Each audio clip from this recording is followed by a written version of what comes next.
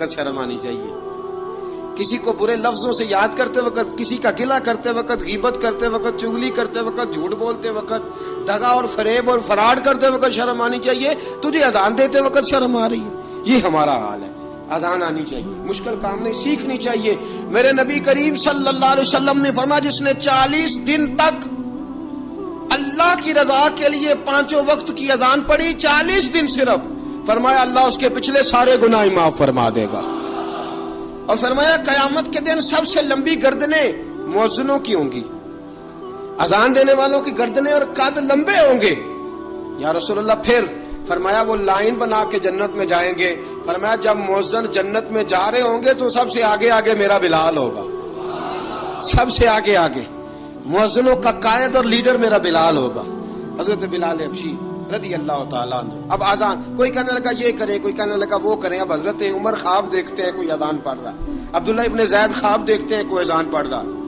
اب جب یہ آئے آ کے سویرے حضور کو خوابیں سنائی, حضور اس طرح سے اذان پڑھی ہے. فرمایا جس طرح کی تمہاری خواب ہے نا اسی طرح میرے اللہ کی رضا بھی ہے. حضور اذان پڑھے گا کون؟ فرمایا بلال پڑھے گا. حضرت بلال کی آواز میں لکنت تھی, اشہد نہیں کہتے تھے, اشہد کہتے تھے, لکنت تھی.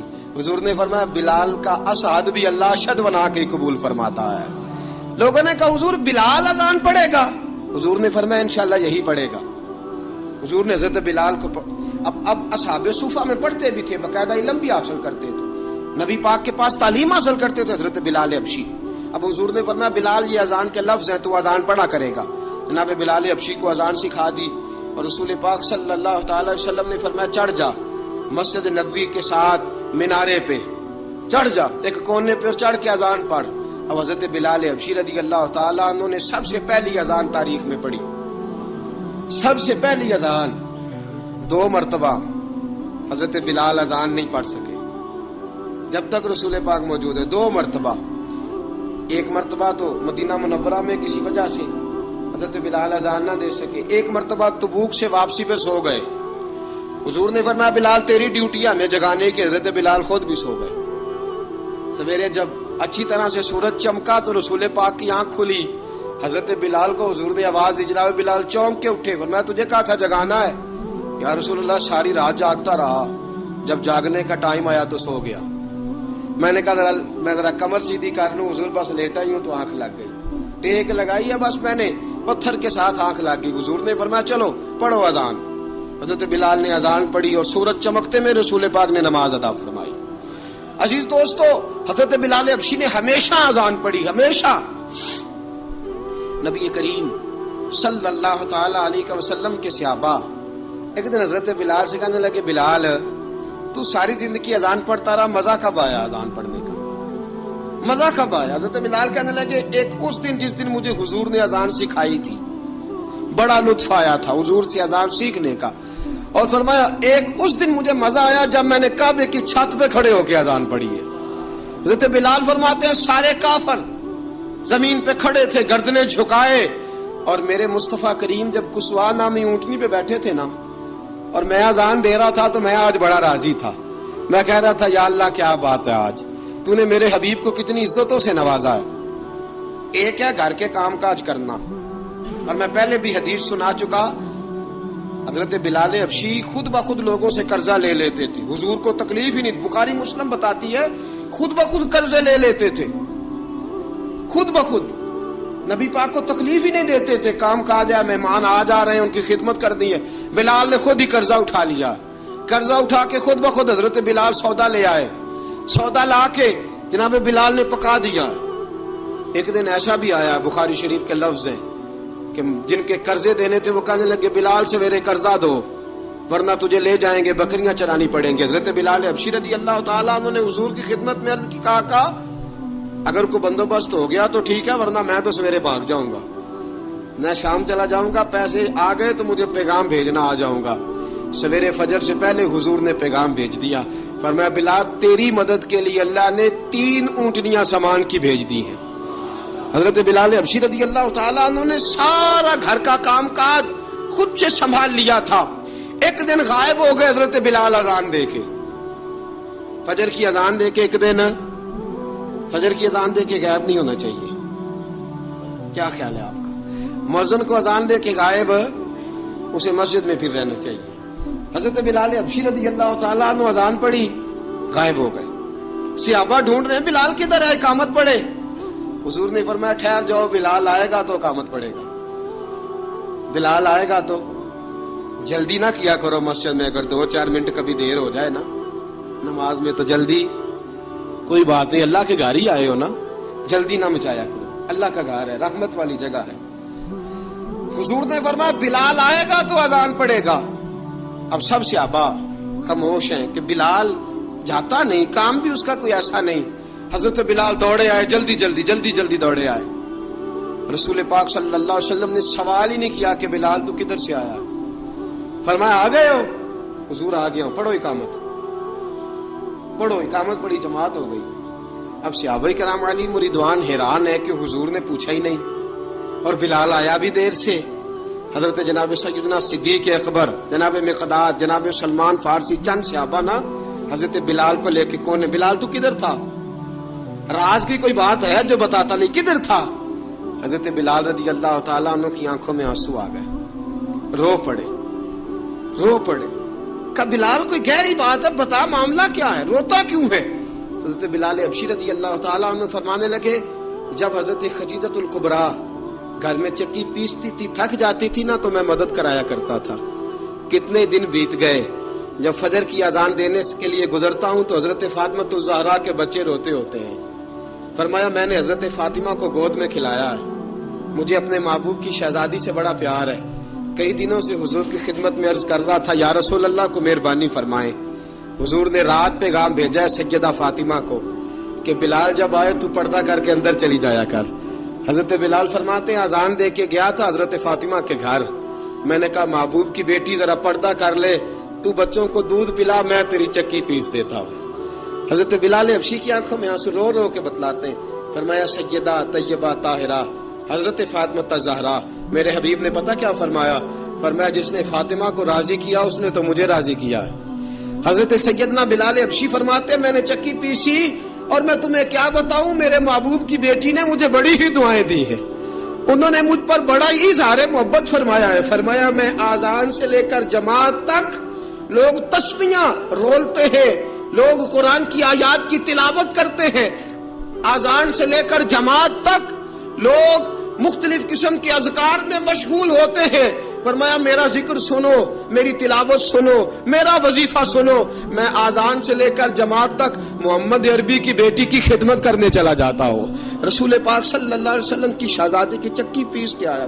حضرت بلال نے اس انداز میں, بدر کی جنگ لگ گئی, بدر کا مارکا, حضرت بلال کے ہاتھ میں تلوار ہے, کہا میں لڑوں گا, پورا جہاد کروں گا. امیہ بن خلف جو بڑا مارا کرتا تھا نا, وہ دوڑ رہا تھا اپنے بیٹے کو لے کے, آگے کچھ صحابہ کھڑے تھے, وہ قریب سے گزرنے لگا. حضرت بلال نے فرمایا ذرا پکڑنا امیہ کو, یہ مجھے مارا کرتا تھا, ذرا پکڑنا, نہ جانے نہ دینا. امیہ کو صحابہ نے روکا. حضرت عبد الرحمن ابن عوف نے پکڑ کے ایک زور سے گھونسا مارا, ادھر جا کے گرا. حضرت بلال تلوار لے کے کھڑے ہیں امیہ کے سر پہ. کہا امیہ میں تجھے نہیں کہا کرتا تھا اللہ میرے مصطفیٰ کو بڑی عزتیں عطا فرمائے گا, میں تجھے نہیں کہا کرتا تھا کہ خدا ہمیں غلبہ دے گا, هو الذی ارسل رسولہ بالہدی ودین الحق لیظہرہ علی الدین کلہ, میں نہ کہا کرتا تھا کہ اللہ اس دین کو ہر دین پہ غلبہ دے گا, پر میں دیکھ اللہ نے ہمیں عزت دے دی, دیکھ تو ذلیل کر دیا گیا. حضرت بلال نے مارا, گردن اڑا دی. حضرت ابوبکر صدیق پیچھے دیکھ رہے تھے, دوڑے ہوئے آئے, کہا بلال مبارک ہو, بلال مبارک ہو, آج تو تیرے سارے بدلے پورے ہو گئے. حضرت بلال نے سجدہ شکر ادا کیا. میرے دوستو بڑی باتیں ہیں جناب بلال کی کرنے والی, یہ وقت ساتھ نہیں نہ دیتا کسی کا, یہ رک جاتا ہے, یہ کہتا ہے کہ بس اب رک جاؤ, وقت ہو گیا آگے گزرنے کا. حضرت بلال حبشی رضی اللہ تعالیٰ عنہ رسول پاک کا وصال ہوا نا, حضرت بلال نے منہ سے لفظ ہی کوئی نہیں ادا کیا. کسی نے اپنا دکھڑا کسی انداز میں سنا لے. حضرت عمر نے کہا, جس نے کہا حضور وصال کر کے گردن اڑا دوں گا. حضرت عثمان غنی نے کہا خبردار کوئی مجھے آ کے نہ بتائے کہ مصطفیٰ وصال کر گئے. حضرت علی المرتضیٰ رضی اللہ تعالیٰ عنہ نے فرمایا نہ بھائی میرے مصطفیٰ پر تو موت آتی ہی نہیں, جس طرح آپ لوگوں پہ سب لوگوں نے اپنے اپنے اظہار کر لیے نا, بلال نے کسی کو دکھ بتایا ہی نہیں. ایک کونے میں بیٹھ کے نا حضرت بلال اکیلے آنسو بہاتے رہے، کسی کو بتایا ہی نہیں، اکیلے روئے۔ ایک شخص کہنے لگا یار بلال بولتا نہیں، کہا نہ بلاؤ اسے۔ عصر کی نماز کا وقت ہوا نا تو وہ بلال جو کعبے کی چھت پہ بغیر سیڑھیوں کے چڑھ گیا تھا، وہ بلال جو کعبے کی چھت پہ بغیر کسی سہارے کے چڑھ گیا تھا، اس بلال کو کہا کہ بلال چل ذرا آذان پڑھ، مسجد کی چھت پہ چڑھ جا۔ حضرت بلال کئی بار چڑھے اور کئی بار گرے، کئی بار چڑھے اور کئی بار گرے۔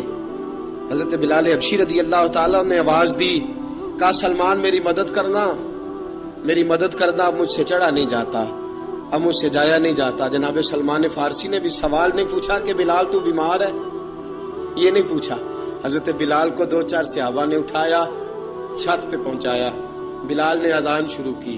جب کہا نا اللہ اکبر اللہ اکبر، وہ آواز جس میں بڑا سوز ہوتا تھا، بڑی درد، بڑی بلندی ہوتی تھی، بڑا جوش خروش ہوتا تھا، آج وہ آواز دب گئی۔ جب بلال نے کہا نا اشہد ان لا الہ الا اللہ، حضرت بلال رضی اللہ تعالیٰ عنہ نے تھوڑی دیر روک کے سانس لیا۔ جب کہا نا اشہد ان محمد الرسول اللہ، جو سارے چپ کھڑے تھے نا ان میں سے ایک بابا رو پڑا، جس کا نام ابو بکر صدیق تھا۔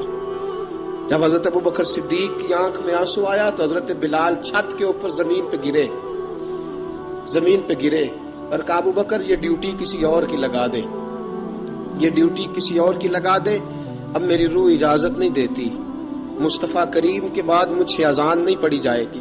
آپ نے واقعہ سن رکھا ہے کہ ایک بار صحابہ نے بلایا، دوبارہ آئے، حضور خواب میں ملے، کہا بلال تو آتا کیوں نہیں؟ بلال چھوڑ کے چلے گئے تھے، فرمایا اب میرا یہاں دل نہیں لگتا، ملک شام کے شہر حلب میں چلے گئے تھے، چھوڑ دیا تھا مدینہ منورہ، اب میری نگاہوں میں جچتا نہیں کوئی، جیسے میرے محبوب ہیں ایسا نہیں کوئی۔ حضور خواب میں ملے، آئے مدینے، حضرت بلال آخری بار، لوگوں نے کہا اذان پڑھو، کہا مجھے وہ اذان بھول ہی گئی ہے جو مجھے مصطفیٰ کریم کے زمانے میں پڑھا کرتا تھا، مجھ سے نہیں پڑھی جاتی، نہ مجھے کہو، میں کیسے پڑھوں؟ امام حسن اور حسین نے آ کے دامن تھاما نا تو کہا بیٹا میں تمہاری نانی کا بھی نوکر رہا ہوں، میں تمہاری ماں کی چکی بھی پیستا رہا ہوں، مجھ سے کوئی فرمائش نہ کر ڈالنا، میں نے نوکری کی ہے اور مجھے اگر اللہ نے توفیق دی تو میں تمہارے بچوں کے پیر بھی دھویا کروں گا۔ لیکن امام حسن رضی اللہ تعالیٰ عنہ نے فرمایا بلال ایک بار تو اذان سنانی پڑے گی۔ سنائی بلال نے اذان۔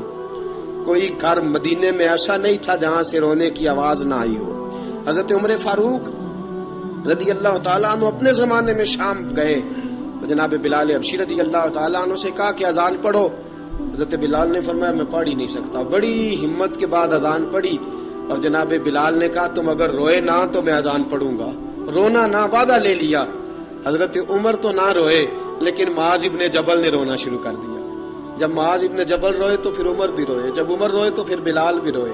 وہ اذان اشہد ان لا الہ الا اللہ تک گئی، رسول پاک کے بعد پھر اذان اس سے آگے بڑھ نہ سکی۔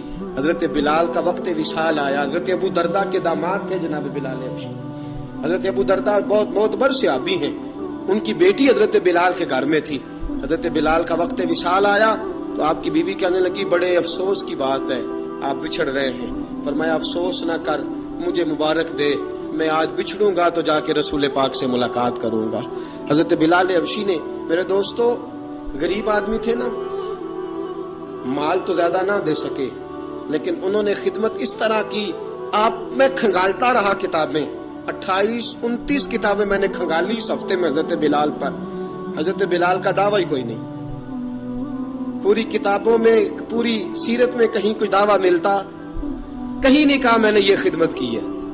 یہ دعویٰ حضرت بلال کا دعویٰ، میں غور کرتا رہا اس بات پر کہ سب لوگ دعویٰ کر لیتے ہیں نا، بعض صحابہ کے دعوے ملتے ہیں کہ ہم نے فلاں موقع پہ خدمت کی تھی، بلال بدر میں، بلال احد میں، بلال خندق میں، بلال فتح مکہ میں، بلال نے ساری خدمتیں اپنے سر، لیکن بلال کا دعویٰ، حضرت بلال نے اپنے منہ سے ایک بار بھی نہیں کہا میں نے یہ خدمت۔ عشق بہت کیا، غریبوں جان نہ چھڑایا کرو، یہ کہہ کہ جان نہ چھڑایا کرو کہ ہم کیا کر سکتے ہیں، ہم کدھر جائیں، ہم آگے بڑھو، عملی طور پہ اپنا آپ پیش کرو، رسول پاک کے عشق میں رنگ جاؤ۔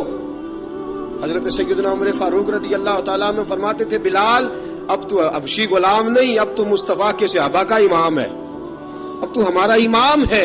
جناب بلال حبشی رضی اللہ تعالیٰ عنہ کی زندگی بتلاتی ہے کہ غریب اگر آئے اور اپنے آپ کو رنگے رسول پاک کے رنگ میں، تو وہ اتنی خدمت کر سکتا ہے، اتنی خدمت کر سکتا ہے کہ کوئی تاریخ بھی حضرت بلال کو چھوڑ کے مکمل ہو سکتی نہیں، کوئی بھی تذکرہ جناب بلال کو چھوڑ کے صحابہ کے تذکرے مکمل ہو سکتے نہیں، اور جہاں جہاں بھی عشق کی داستان لکھی جائے گی پہلے بلال کا نام لکھا جائے گا، پھر بات آگے بڑھے گی۔ اللہ ہمیں بھی حضرت بلال کے عشق کا قطرہ نصیب کرے، ہمیشہ مدحت خیر الانام میں گزرے۔